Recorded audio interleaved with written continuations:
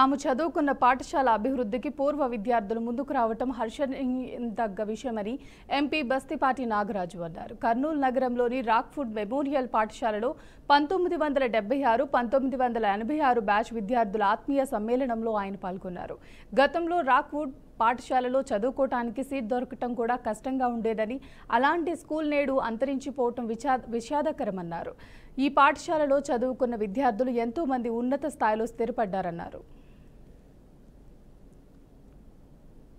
ముఖ్యంగా ఇక్కడ నేను చెప్పేది ఏమంటే, ఈ వీళ్ళంతా ఎంత ఉన్నత స్థాయిలో ఉన్నాడో వాళ్ళ సమయపాలనను ఎంతో బిజీ షెడ్యూల్ కాదనుకుని వాళ్ళంతా కలిసిమెలిసి మేము ఈ స్కూల్కి ఏదైనా చేయాలా, ఈ రాక్వుడ్ స్కూల్ అంతరించిపోతా ఉంది కర్నూలులో, దీని రూపురేఖలు ఈ ఇప్పుడున్నటువంటి కాలానికి తగినట్టు మేము మార్చాలనే సంకల్పంతో వాళ్ళంతా ముందుకు వచ్చినందుకు ముందుగా వాళ్ళకి మరొకసారి తెలియజేస్తా ఉన్నాను.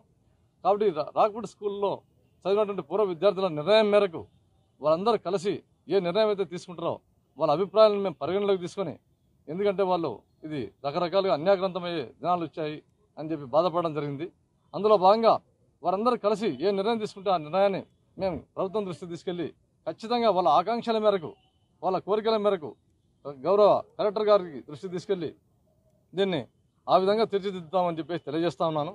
ఎందుకంటే ఇదివరకు ఇక్కడ ఏ విధంగా అయితే రాక్వుడ్ స్కూల్ అని ఉండి రాక్వుడ్ స్కూల్లో సీట్ దొరకాలంటే ఎంత కష్టంగా ఉండేదో ఆ రోజుల్లో మాకందరికి తెలిసిన విషయమే. కాబట్టి దీన్ని రాబోయే రోజుల్లో కూడా ఒక విద్యా సంస్థగానో లేకపోతే ఒక స్టడీ సర్కిల్ గానో ఒక లైబ్రరీ గానో మార్చాలని వీళ్ళంతా ఆకాంక్ష